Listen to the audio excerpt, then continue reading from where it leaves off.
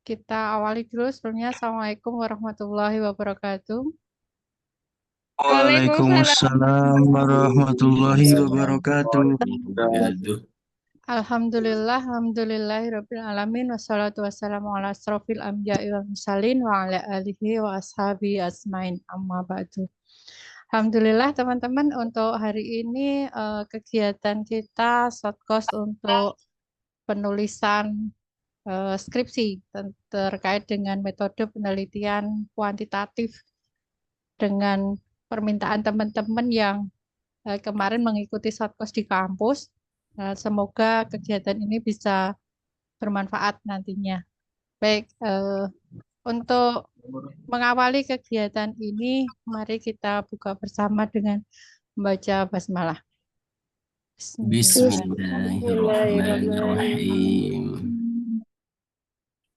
Baik, untuk materi yang ingin saya sampaikan hari ini sebenarnya terkait dengan materi metodologi ya.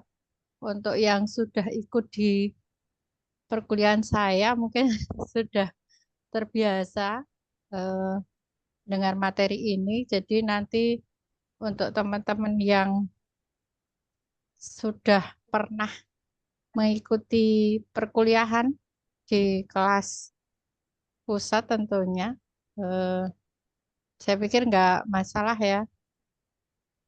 Oke. Nanti boleh untuk materi minta via Jabri nggak apa-apa. Untuk metode penelitian, kita akan bahas secara spesifik di kuantitatif, tetapi saya mengawalinya dengan perbandingan ya, perbandingan. Membandingkan apa itu penelitian kuanti dan kuali. Kalau kemarin yang disampaikan Pak Dekan, Pak Nawa di kampus, menjelaskan tentang penelitian kualitatif, tentunya teman-teman sudah memahami secara eh, deskripsi, pengertian begitu ya. Nah, di sini untuk kuantitatif yang ingin saya tekankan bagaimana cara kita mengumpulkan data. Nah, pengambilan data di dalam penelitian kuantitatif, nah ini perbedaan dasarnya ya, bahwa sifatnya realitas di kuantitatif itu tunggal, konkret dan teramati. Kemudian kalau di kualitatif itu sifat lebih ganda-gandanya itu maksudnya karena kita memperoleh memperoleh data yang banyak dan menyeluruh gitu ya. Dan itu merupakan hasil pemahaman. Nah, kemudian sebagai bentuk penelitian di dalam penelitian kuantitatif itu independen, tidak adanya hubungan antara peneliti dengan yang diteliti. Ini yang sering saya singgung bahwa di penelitian kualitatif itu instrumen kuncinya adalah si peneliti. Maka interaksinya tidak dapat dipisahkan dalam penelitian itu. Sedangkan di kuantitatif bersifat independen. Jadi eh, penelitinya itu nggak harus ada interaksi dengan respondennya. Nah, untuk hubungan variabelnya di kuantitatif itu sebab akibat atau kausal, di dalam kualitatif itu lebih ke timbal balik. Kemudian generalisasinya ini ada kecenderungan untuk generalisasi, di kualitatif itu transferability. Baik, kemudian untuk desainnya. Nah, di sini untuk kuantitatif itu desainnya sangat jelas, di mana eh, untuk jadwalnya ditentukan, kemudian desain itu menjadi pegangan betul bagi si peneliti. Habis ini tuh mau ngapain, habis ini mau ngapain, dan seterusnya. Nah, sedangkan di kualitatif itu lebih umum, fleksibel, dan selalu berkembang dan muncul dalam proses penelitian. Nah, untuk tujuannya di kuantitatif ini menunjukkan hubungan antar variabel dan menguji teori, kemudian mencari generalisasi dari eh, sehingga dari yang mempunyai nilai prediktif tadi. Sedangkan di kualitatif memperoleh pemahaman makna. Jadi apa yang mau dikaji di dalam penelitian itu? Yang tentunya akhirnya adalah menemukan teori. Nah, tapi untuk menemukan teori ini lebih pada mahasiswa dengan tingkat strata 3 ya, S3. Kalau S1 mungkin belum belum begitu dalam. Nah, ini kajian kita hari ini tentang penelitian skripsi di S1. Untuk kualitatif menggambarkan realitas yang sangat kompleks. Nah, ini bagian penjelasan yang ingin saya kupas di malam ini tentang teknik pengambilan data. Untuk pengambilan data kemarin sudah disinggung di eh, pembahasan kualitatif Panawa ya, adanya partisipan observasi, kemudian interview, interview yang mendalam dan dokumentasi. Sedangkan di kuantitatif ini yang akan saya singgung ada kuesioner, tes, observasi, wawancara terstruktur. Nah, untuk teman-teman yang kemarin menanyakan secara detail, Bu, kalau di kuantitatif itu detailnya di mana nih kita yang mau berjalan di penelitian kuanti? Kita lihat bahwa kuantitatif itu saya selalu menyampaikan bahwa data apa yang mau Anda dapat itu harus dilihat dari rumusan masalah yang Anda susun di awal.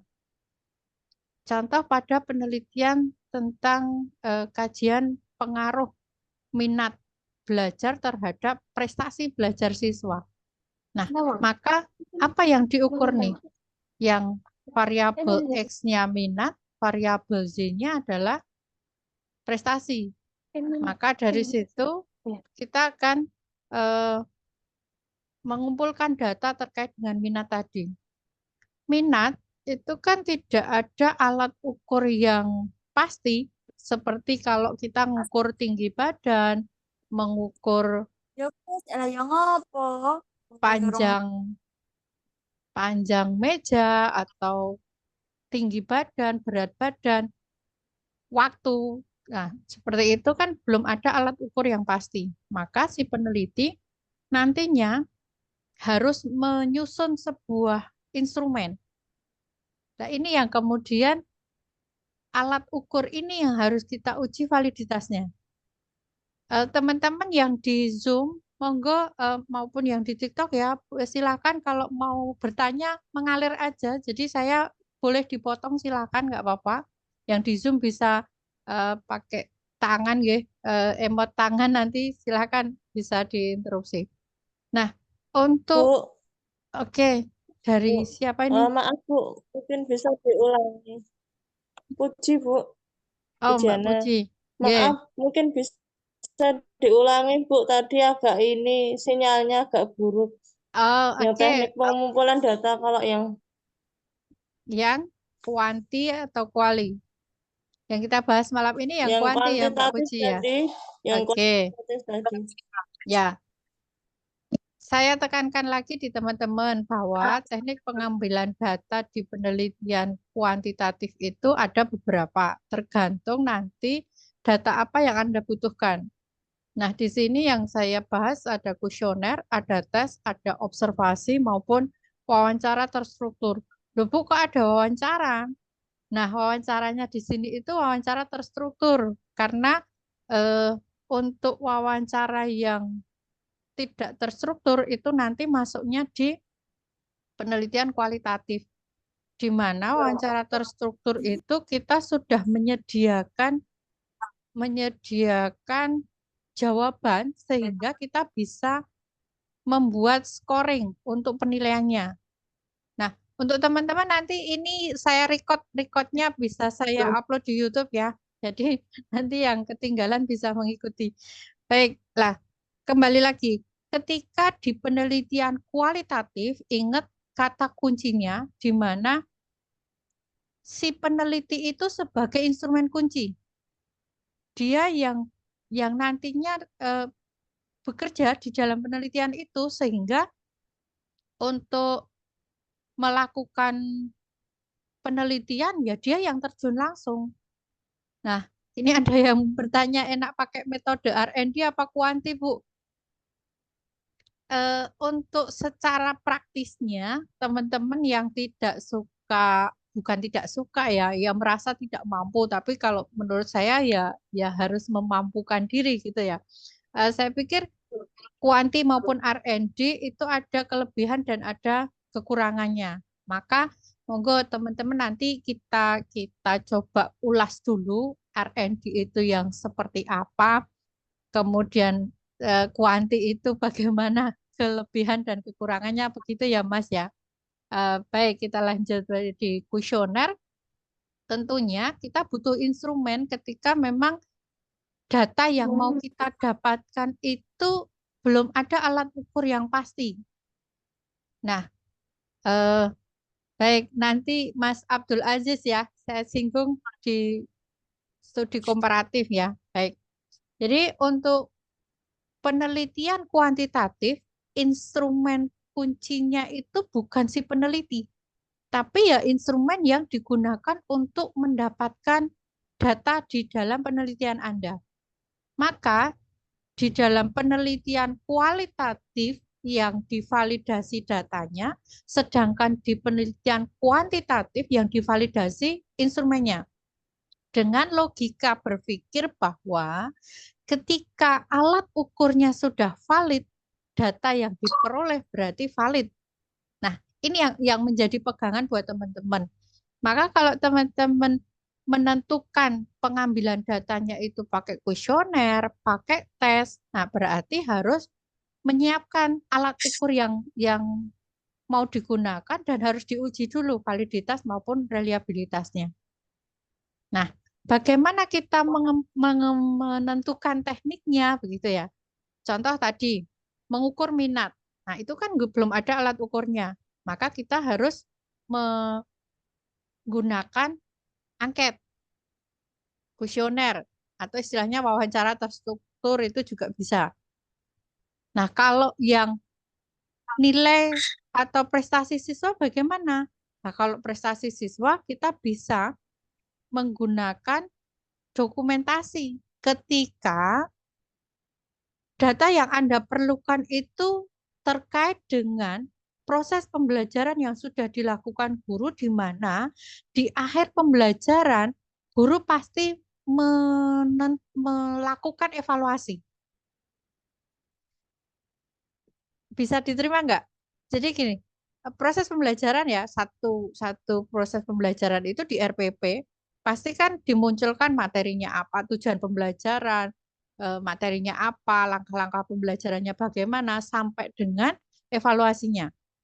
Lah, kalau memang penelitian Anda terkait dengan pembelajaran itu dan evaluasi yang dilakukan guru bisa dimanfaatkan, maka Anda bisa menggunakan dokumen. Dokumentasi berupa dokumen nilai, rapot atau nilai ulangan harian atau nilai evaluasi yang sudah dilakukan guru. Ingat kalau memang data yang Anda perlukan itu.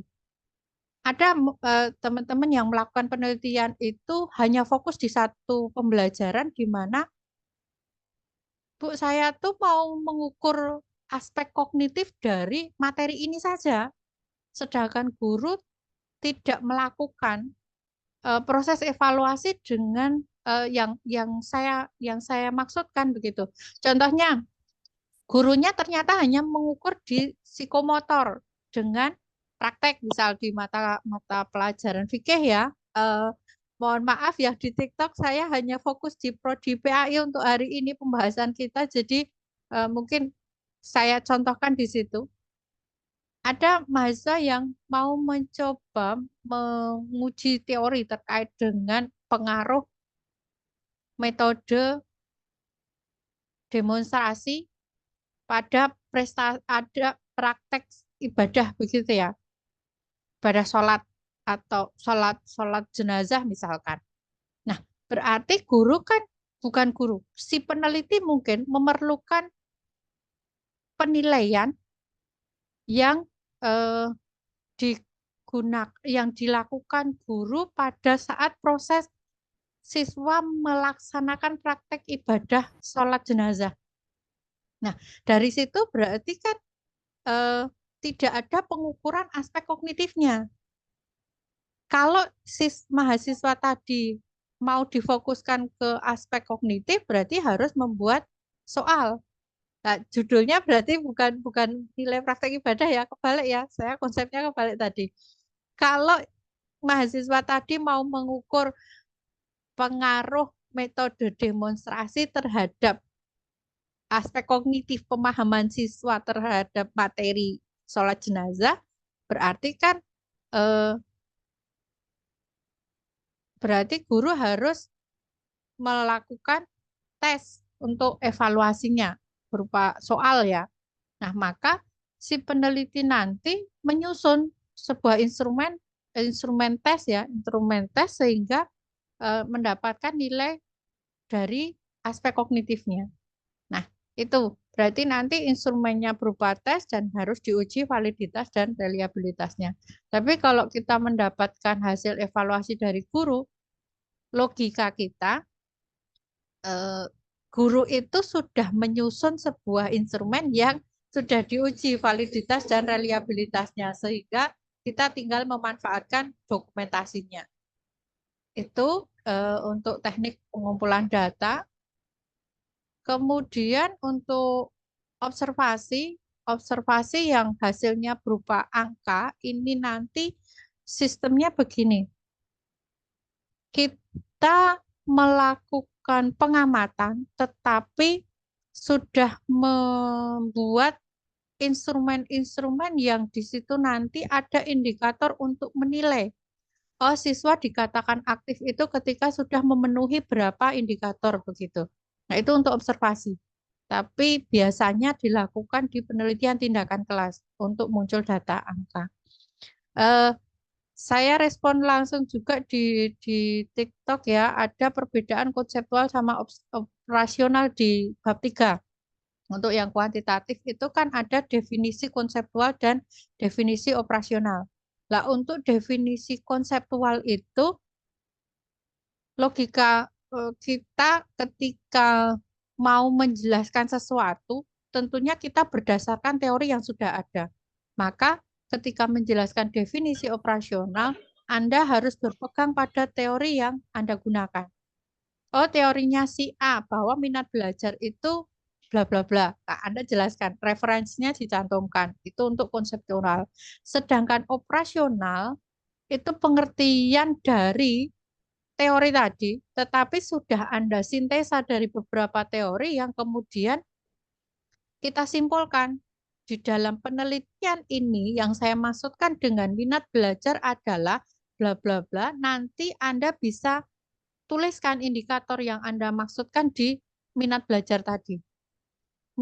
Siswa dikatakan berminat itu ketika ada beberapa indikator apa ya, menurut teorinya siapa tadi sudah dijelaskan di konseptual, maka kemudian ya teman-teman bisa menjelaskan secara operasional di penelitian Anda bahwa minat itu indikatornya ini dan itu nanti dibawa ke penyusunan instrumen.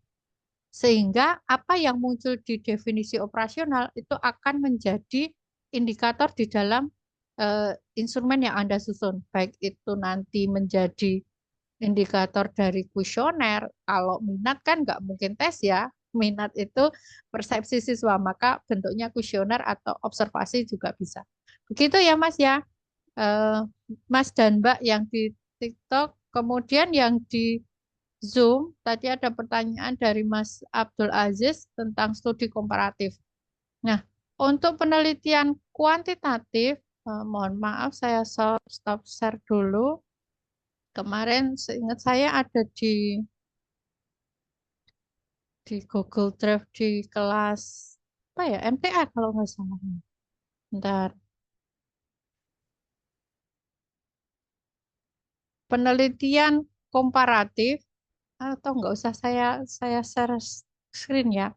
Jadi penelitian kuantitatif itu ada dua. Kalau kalau saya mempermudah aja, mempermudah main pola berpikir kita ya.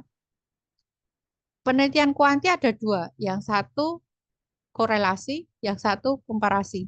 Nah, untuk penelitian korelasi itu mengkaji hubungan dan mengkaji pengaruh. Tentunya yang dikaji lebih dari satu variabel. Nggak mungkin kan hanya satu. Satu kok dihubungkan kan nggak mungkin. Nah, maka nanti ada mengkaji hubungan, ada tidaknya hubungan X dengan Z, atau ada tidaknya pengaruh. Seberapa besar pengaruh X terhadap Y. Nah, itu untuk korelasi. Sedangkan komparasi atau compare itu membandingkan. Konsep berpikir kita bahwa ketika membandingkan itu pasti hal yang sama. Nggak mungkin membandingkan kok dua hal yang berbeda. Kalau membandingkan dari sisi prestasi belajarnya, ya berarti prestasi belajar, baik dilihat dari eh, ini misal anak-anak lulusan MI kita bandingkan dengan anak-anak lulusan SD. Nah, itu perbandingan. Sama-sama membandingkan prestasi belajarnya.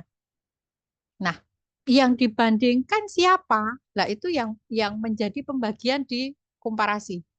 Ada di perbandingan dengan tidak ada hubungan di respondennya dan perbandingan yang ada hubungannya. Kalau perbandingan yang tidak ada hubungan, berarti respondennya berbeda. Contoh tadi, membandingkan prestasi belajar anak lulusan MI dan anak lulusan SD negeri begitu ya. Atau SD gitu aja. Nah, itu mungkin eh, konsep berpikir kita di awal bahwa anak-anak yang lulusan SD itu di mata pelajaran tertentu dia kurang menguasai sehingga persepsi kita bahwa nilainya lebih rendah begitu. Nah, monggo itu menjadi bahan kajian maksudnya ya. Nanti pembuktiannya seperti apa tergantung di penelitian.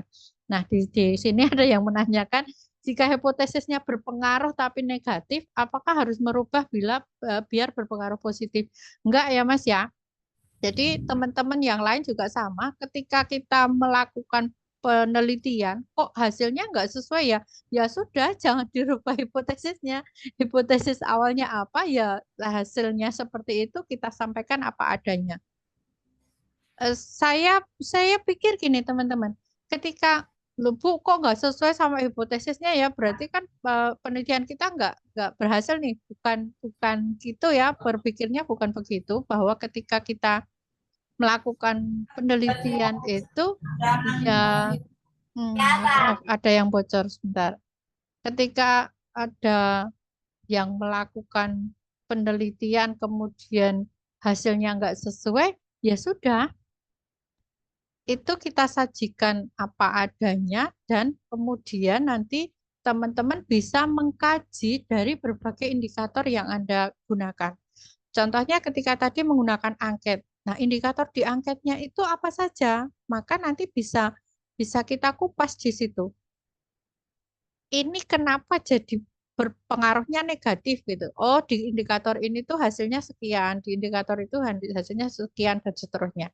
Nah, gitu ya Mas ya. Baik, pembahasan kita di teknik pengambilan data ada diskusi dari teman-teman. Monggo kalau ada yang ditanyakan. Tidak ada? Maaf Ibu, izin bertanya. Oke, silahkan Mbak. Untuk penelitian kuantitatif, untuk minimal respondennya itu apakah boleh di bawah 30, Ibu? Untuk penelitian kuantitatif, upayakan minimal 30. Setting penelitian untuk apa judulnya coba? Judulnya boleh disampaikan dulu. Pengaruh penggunaan metode ceramah dan praktik terhadap prestasi belajar fikih pada siswa di MTS. Begitu Oke, Ibu. berarti respondennya satu kelompok kan ya, karena uji Eh, pengaruh ya. Ya, ada dua Ibu. Dia kelasnya terdiri dari dua kelas. Hmm. Kelas pertama ada 17 siswa dan kelas kedua ada 10 siswa. Total ada 27 Ibu. Oke, Itu kenapa apakah memilih dua kelas? karena gurunya yang mengajar juga satu Sama, orang, Ibu. Ya, ya. yang mengajar satu Oke, orang.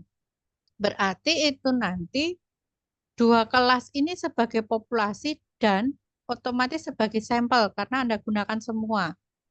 Iya, Ibu. Nah, untuk mengkaji pengaruh berarti kan hanya kelompok itu saja, nggak ada kelompok yang lain. Tidak ada, Ibu. Itu kelas Nah, 7 ya. oke, ini yang tidak memenuhi. Jadi kalau dalam penelitian kuantitatif mengkaji pengaruh hanya satu kelompok responden, ya upayakan minimal 30. Karena kita persepsinya begini, kalau respondennya kurang dari 30, maka tidak terpenuhi untuk memvalidasi datanya. Memperoleh data yang valid begitu, walaupun nggak diuji, uji validitas di data itu nggak ada.